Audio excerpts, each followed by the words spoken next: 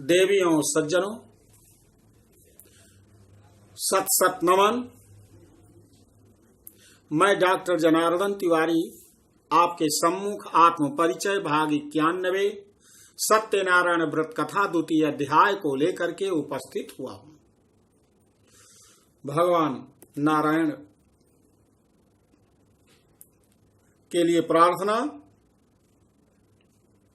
ओम सशंख चक्रम सकिरीट कुंडलम सपीत वस्त्रम सरसीरुहे क्षणम सहार वक्षः स्थल कौस्तुभ प्रियम नमामि विष्णुम शिरसा चतुर्भुजम।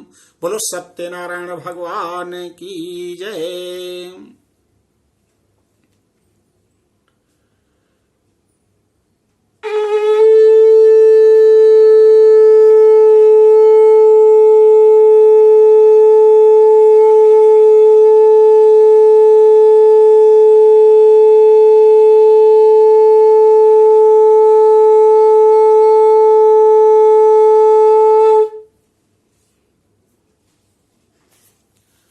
भगवान सत्यनारायण के व्रत को शतानंद ब्राह्मण ने विधि विधान के पूर्वक इस व्रत को संपन्न किया। माता लक्ष्मी प्रसन्न हो गई, माता पृथ्वी प्रसन्न हो गई। काशी के राजा हैं दशाश्वमेध।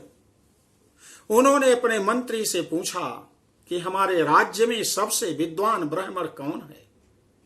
मैं चाहता हूं कि उसे राज पुरोहित का दर्जा दूं, आप बताइए।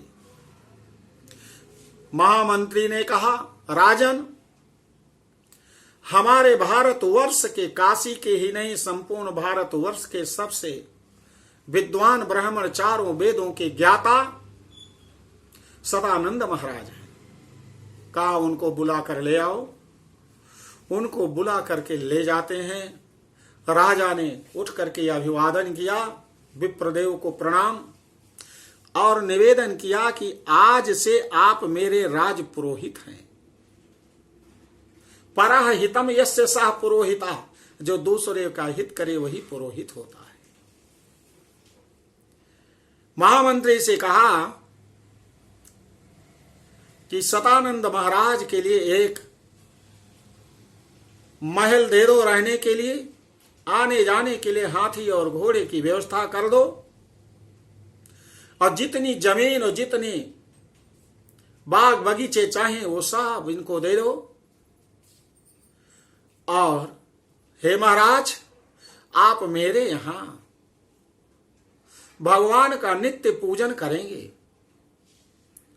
अब आपकी कोई इच्छा हो तो आप बताइए। सतानंद महाराज ने कहा, ठीक है प्रभु, मैं चाहता हूं कि मुझे महीने में केवल एक छुट्टी मिले, और उस दिन मैं घर पर विश्राम करके अपने प्रभु का ध्यान करूंगा, अपने लिए ध्यान करूंगा अपने। कहा ठीक है। सतानंद महाराज 29 दिन तो राजा दशाश्वमेध के यहां जाकर के भगवान का पूजन करते हैं, भगवान का पाठ करते हैं, और एक दिन अपने घर में भगवान सत्यनारायण का व्रत रखते हैं। राजा ने सतानंद महाराज को एक कांचन पुरुष दिया है,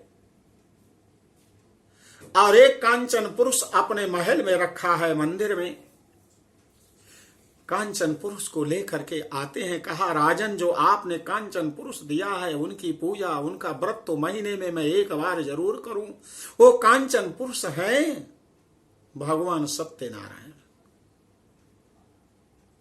29 दिन उनकी पुत्री कांचन पुरुष भगवान सत्यनारायण की पूजा आराधना करती है, उपासना करती है। एक दिन की बात है, भगवान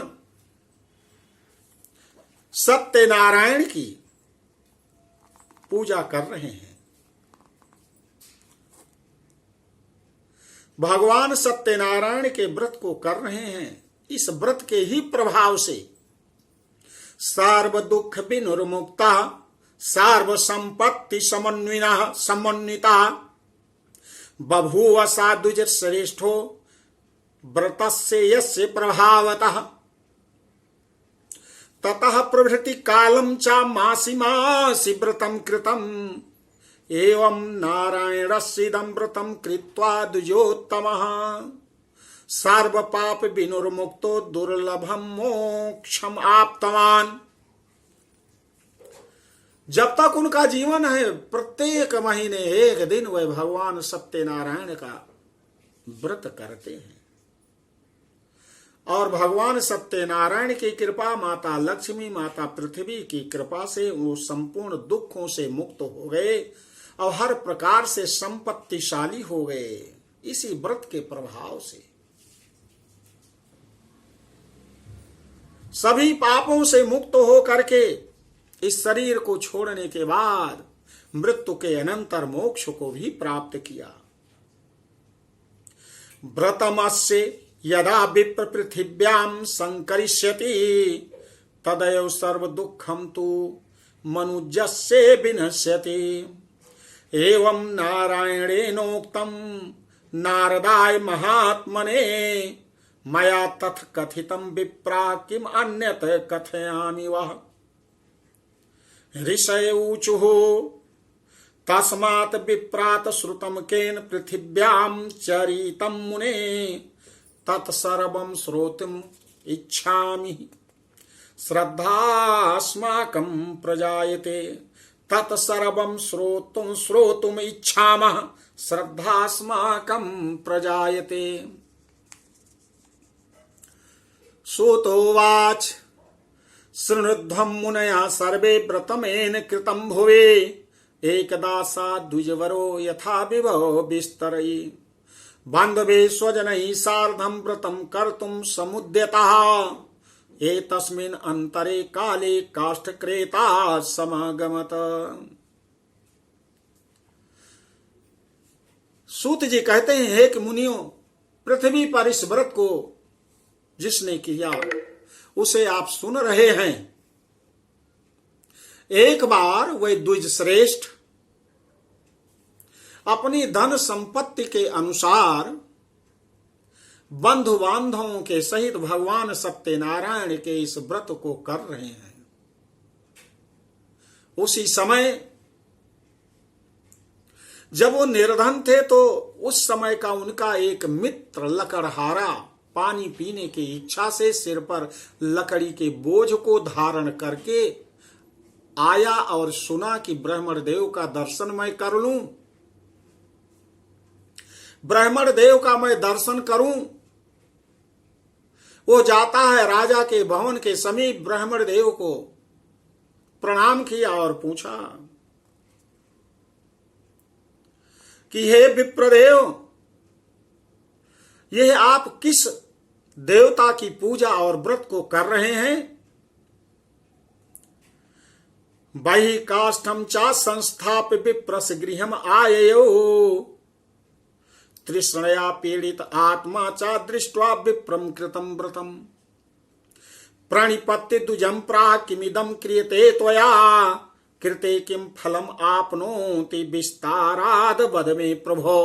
विस्तार से मुझे बताइए, इस व्रत को करने से क्या फल मिलेगा? किसकी कृपा से आप इतने संपत्तिशाली हो गए?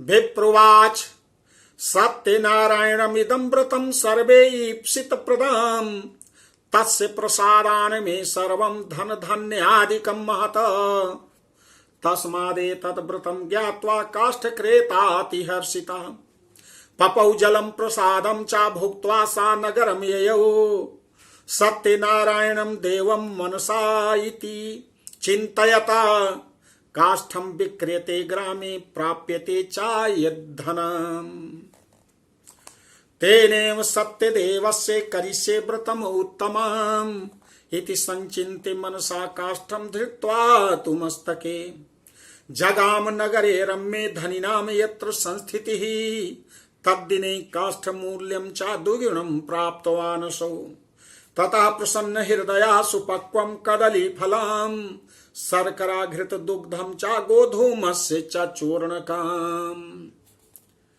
कृत्वैकत्र सपादं च गृहीत्वा स्वगृहं ययौ ततो बन्धून् समाहूय चकार विधिना व्रतम् तद्व्रतस्य प्रभावेण धनपुत्रान्वितो अभवत् इह लोके सुखम भुक्त्वा चान्ते सत्य पुरम ययौ। ब्राह्मण देव कहते हैं कि हे लकड़हारा, आप सुनो, ये सब भगवान सत्यनारायण की कृपा और इसी व्रत के प्रभाव से हुआ। धन धान्य जो कुछ आप देख रहे हैं, वैभव, सब कुछ संपत्ति वैभव, ये सब भगवान की कृपा से ही मुझे मिला है। इस व्रत के ऐसे प्रभाव को जानकर लकड़हारा बहुत हर्षित हुआ। प्यासा था, पूजा की समाप्ति के बाद प्रसाद को खाया, जल को पिया और अपने नगर की तरफ, घर की तरफ निकल पड़ा। मन में संकल्प करता है कि आज लकड़ी बेचने से जो धन मुझे मिलेगा, कल मैं भगवान का व्रत इसी धन से मैं संपन्न करूंगा।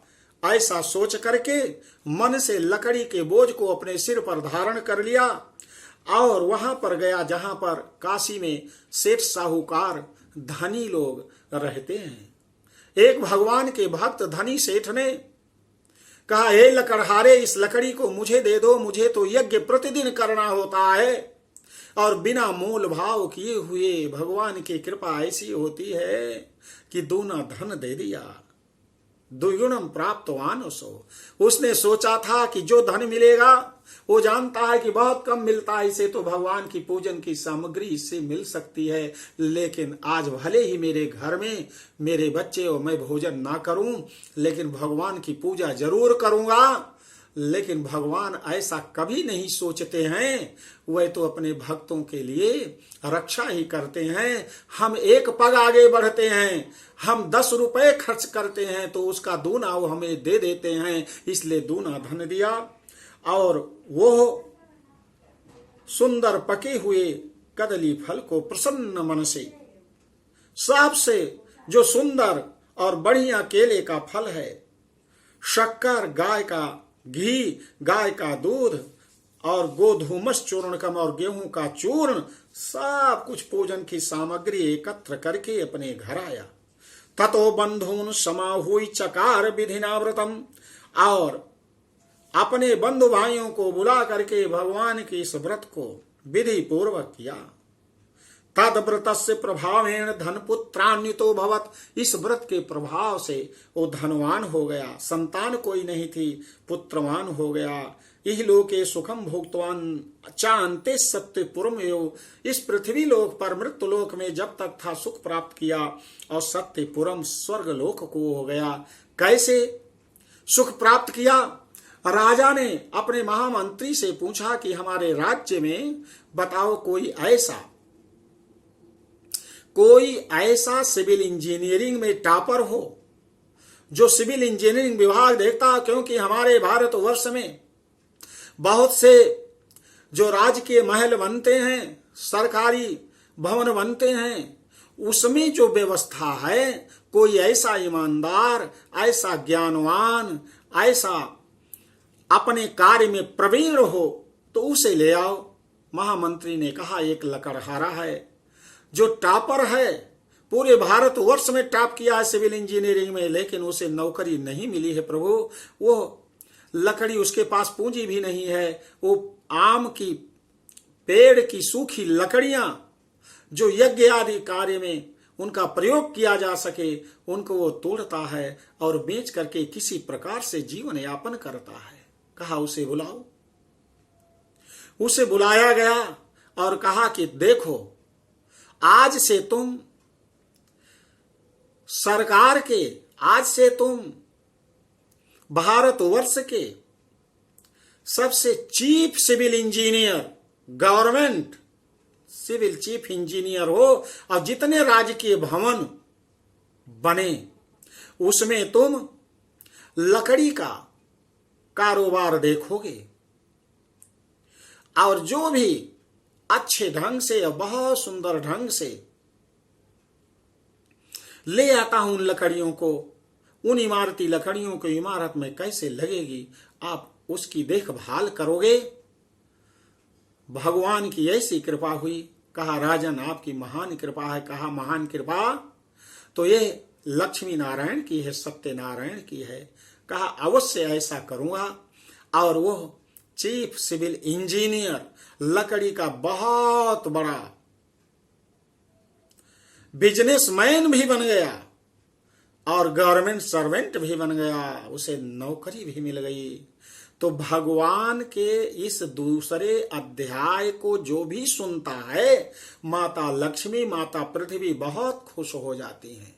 यदि किसी को रोजगार नहीं मिला है, यदि अनएम्प्लॉयमेंट की प्रॉब्लम से कोई जूझ रहा है, तो भगवान के इस व्रत को करके वो एम्प्लॉयमेंट प्राप्त कर सकता है, उसे नौकरी मिल जाएगी, जीविका का साधन मिल जाएगा, कोई न कोई मार्ग अवश्य उसके लिए खुल जाएगा और वह प्रसन्न मन से इस पृथ्वी पर जीवन का यापन करेगा और भगवान को हमेशा सतत याद करता रहेगा।